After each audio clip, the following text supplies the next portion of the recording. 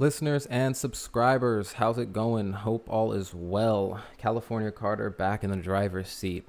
In my previous video, I kind of touched on where I've been. That was actually supposed to be a sample episode, but then once I got talking and going, I didn't stop. And then I listened back and said, well, the sound quality actually isn't that bad, so why don't we go ahead and upload this?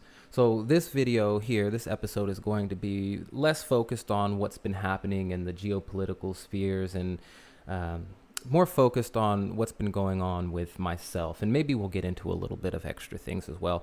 But I did want to, for those subscribers who are following me and wonder what's been going on, I wanted to say what's been happening. So for the past 2 months or so, going on 3 months now, but for 2 of those months, I didn't have a Wi-Fi connection, no internet connection, and I had moved out of state, yes, out of California. We couldn't afford it anymore, me and my wife, to be honest. And if you've been following my mini series, Bye Bye California, then you know some of the reasons why we've decided to leave. The big one being, of course, we can't afford it. So we can't be some kind of faction there in California fighting the oppressive measures if we can't afford to keep a roof over our head. And I know there's this mass exodus of people both leaving and entering California, and you've got a couple of different demographics there and people who are on both sides of the economic scale in terms of wages. But all that aside, I did have to keep my family in mind here, and we did decide to leave. So there is that. Aside from that, I am now in the beautiful sunshine state of Arizona. So for those of you who want, maybe you can call me Arizona Carter. I don't plan on making a name change every time I leave a state. But I think I'm going to keep the name the same just so we can maintain the viewership and not confuse anybody. We might do something different with the name later. This YouTube channel is a precursor to a radio project. Eventually, I plan on expanding this and we'll be doing podcasting. I couldn't do that with the equipment I had before. I think I touched on it briefly. I know I created a video explaining what my setup looked like.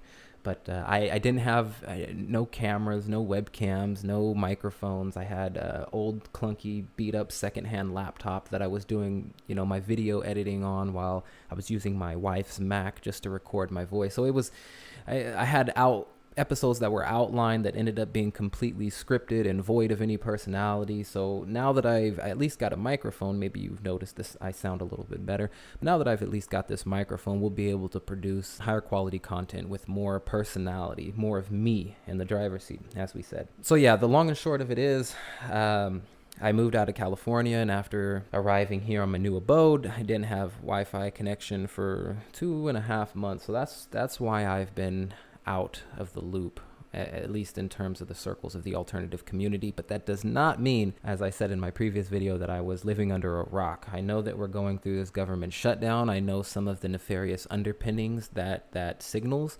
I also know that the optics are typically strictly politics when people consider issues like this. But as I stated in my previous video, and if you haven't checked that out already, I'll go ahead and leave a link in the description. But as I stated in my previous video, that when you remove the optics of just politics and you start to look at this from a multifaceted angle, you start to see some of the ways the totalitarian tiptoe is arriving literally on our front door. As a matter of fact, I think it's knocking at the door. And if you're one of those people who believe in a totalitarian new world order, or they call it the beast system, whatever name you've landed on for it, if you believe we are essentially on a sinking ship, not just in America, but all across the pond, then you know that there are agendas in the works that are stripping the people of their sovereignty, not just individuals, but entire countries, nations, states. And while here in America, we've seemed to reach an impasse over a border wall, one has to wonder if this issue isn't something bigger in scope, if this isn't a facade of sorts and there's something else behind this ready to be unleashed.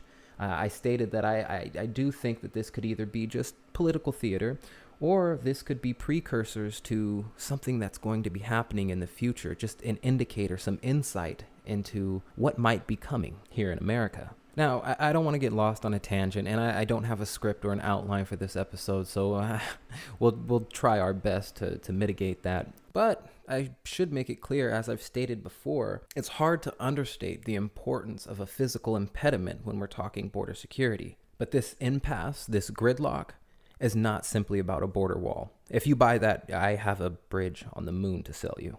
And just to be clear, this has nothing to do with me being anti-conservative. Believe it or not, I'm a Republican. I'm a card-carrying conservative. And it's not because I invest so much value in voting and I think that it's going to change things. It's because I do believe there is a certain limited sphere of influence you have when you are a voter, especially if you're voting within your city and within your state. Those are things that can really count. I know once it gets a little bit bigger and grandiose, then it gets a little bit questionable. Just looking at some interesting facts, this $5 billion, 5.6, I believe, that Trump is clamoring for is only for 200 miles of wall, which is 10% of the 2,000-mile border that we share with Mexico. Also, Trump has said that we are getting billions of dollars from China due to this trade war. Well, I think we're doing very well. China's paying us tremendous tariffs. We're getting billions and billions of dollars of money pouring into the Treasury of the United States, which in history we've never gotten from China, as you know. It's been very unfair.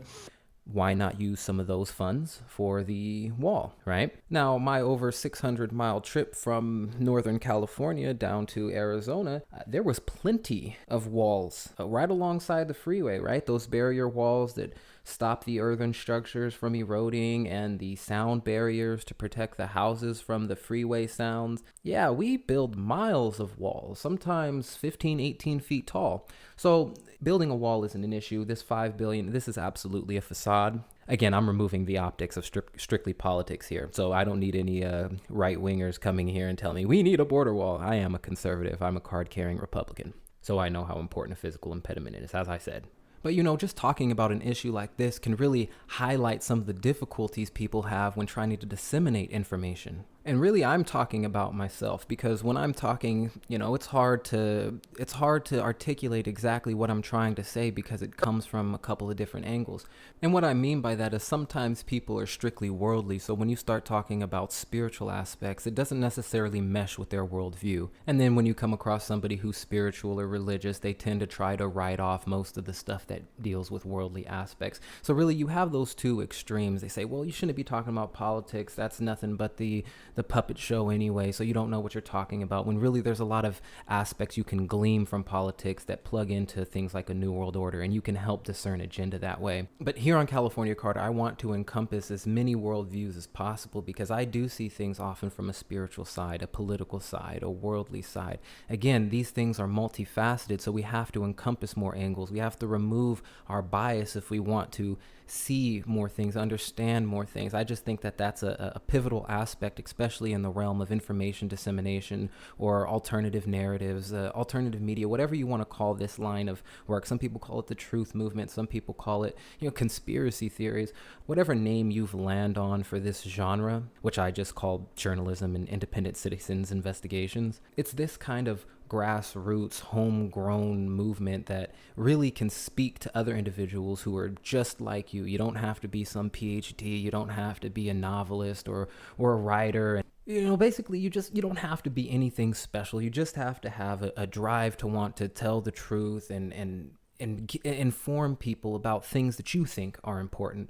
And that's where California Carter got its genesis from. But really, regardless of worldviews, as long as an individual can learn how to eat the meat and spit out the bones, or eat the produce and spit out the seeds for you vegans, I think if you can do that, you probably be in a better position than someone who can't. See, I told you we get off on a tangent. Anyway, thanks for stopping by. I think I'm going to close it here. California Carter, signing off.